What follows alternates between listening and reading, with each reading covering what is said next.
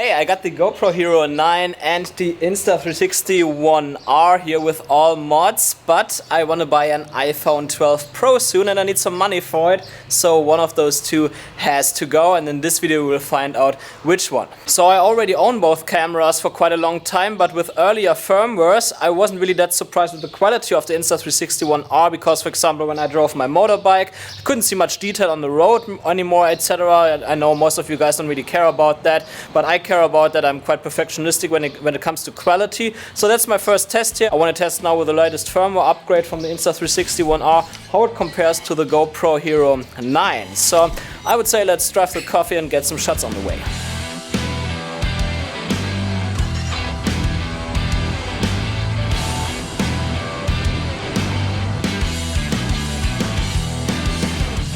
Okay, just arrived here. I still have to go to the cafe. It's pretty loud here though. There's a small waterfall here. I'm vlogging on the Insta360 One R with the 4K mod right now. With this 360 I would have 5.7K resolution, but in 360, so the piece that I take out of that resolution is much smaller than 4K. So I think using this 4K mode here should give a bit better results. Okay, and now I'm vlogging on the GoPro Hero 9. I have it actually set to 5K 24 resolution here because that generally gives the best quality with the GoPro. Like that I have the front screen here. I could do that with the Insta360 as well, but then I would extra have to switch the module or turn it around. So overall not a big issue because it's wide angle lens. It's really not much of a problem. But how does the audio compare? Do you like the audio of the GoPro Hero 9 more or of the Insta360 One R? Leave it in the comments below. It's actually a bit of a Bali vibe here just outside of Chiang Mai in Thailand. It's great. And I would say let's have a look at the footage from the motorbike and see if it actually got better on the Insta360 One R.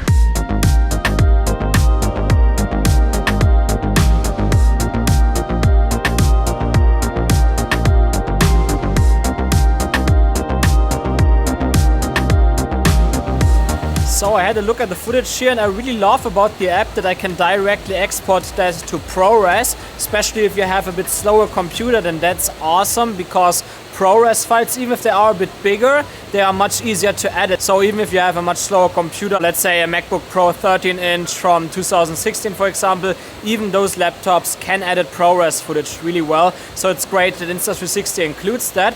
And by judging the quality, I can definitely see a huge difference to the earlier firmwares. Like now I can actually see a lot of detail on the road while I'm driving my motorbike, which is great.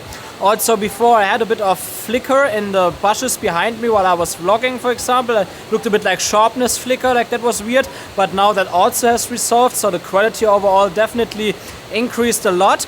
I must also say that when I shoot in 4K 60 for example, I don't like the quality as much on the GoPro. Like there is definitely a bit more noise in the shadows going on, etc. So I think the GoPro is a little bit better there. But also what I need to mention here is that most people, both in the comments of my earlier Insta360 One R videos, but also friends like Robbie here, they all like the footage or the quality from the footage of the Insta360 more. And I think the reason for that is simply the colors, because Insta360 seems to have a bit more natural colors and not this usual GoPro look there. So I think that's also something that you would like more on the Insta360 One R.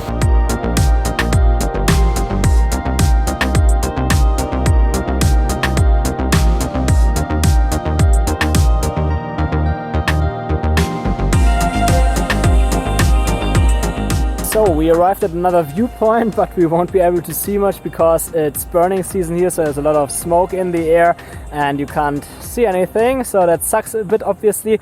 But I would say let's have a quick look at the slow motion and the 1-inch edition footage. So I'm reviewing the footage now from the 1-inch edition and I must say this footage looks really nice. It's a lot crisper than with the normal 4K edition.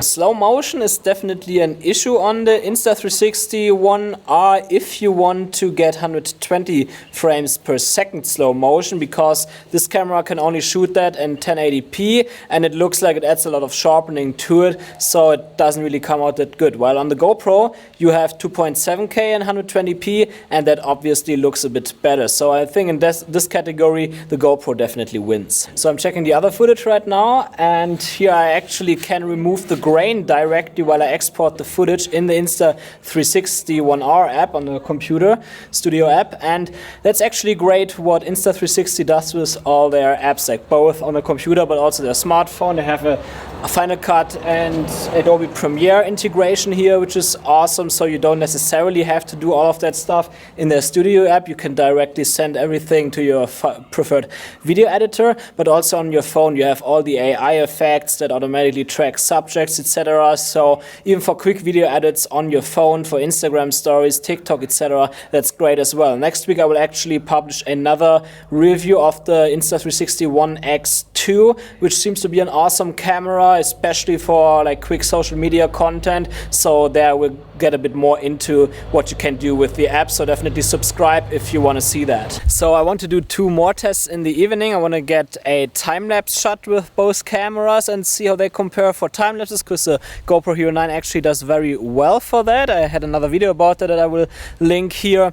And then I also want to get some low-light shots with both cameras, and there I think that the Insta360 One R with a 1-inch edition will totally smoke the GoPro. But for now I can only say that choosing between those cameras for daylight conditions really depends on what kind of shots you want to get. I think generally if you want to do a lot of action sports, etc., then the Insta360 has the advantage because it has 360 footage, and it's just awesome. I loved it on my motorbike when I can switch between shooting myself or something that's in front of me.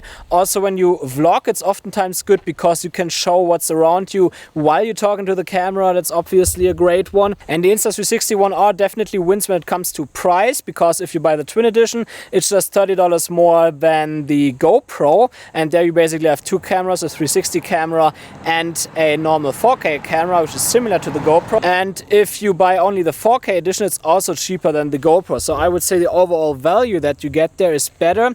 But I must say that overall the quality of the GoPro is still a bit better, even if Insta360 improved a lot over recent months via firmware upgrades. They constantly work on making their products better, so this is really something that I enjoy about Insta360. But I must also say, for me, I'm personally not a 360 shooter because I don't really want to frame my shots later. I really want to be one with the subject that I film, and I want to position my camera in the right place and choose foreground objects, etc. And you don't do all of that stuff with a 360 camera. That's why actually all that 360 stuff, even if I like to have it on my motorbike, doesn't really matter for most of my shots. I also wouldn't use this cameras personally for low light shots. That's why for me GoPro Hero 9 already has kind of one, but it mustn't be the same for you. Like, you likely shoot different videos than I do, and that can mean that the Insta360 One R is the better camera for you.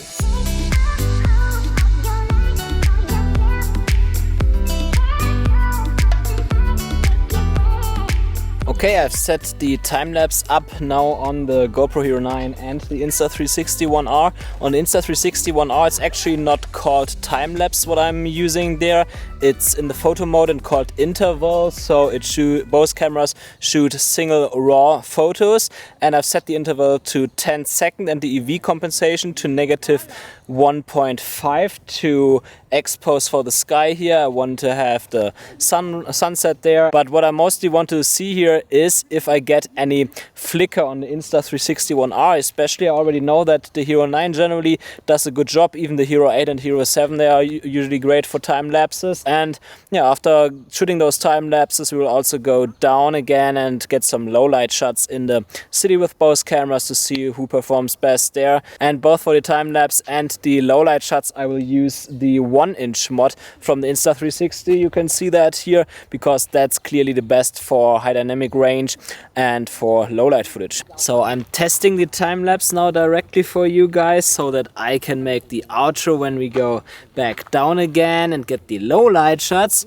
because then I can film on my awesome Sony a7S III at a high ISO level and everyone asks, how can he get such crisp footage in low light?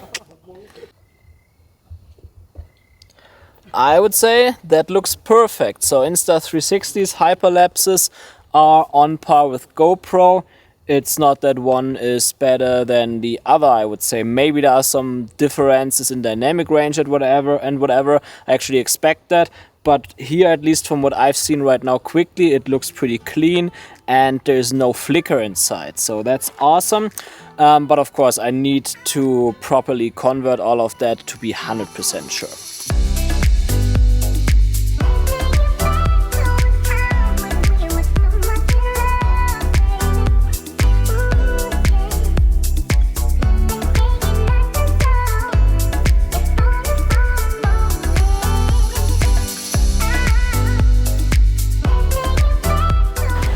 Okay, I just did the low light shots with both cameras and I can only say that it's what I expected, at least from the small screens. What I can tell, it clearly looks like the image from the GoPro is pretty mushy, doesn't really come out as good.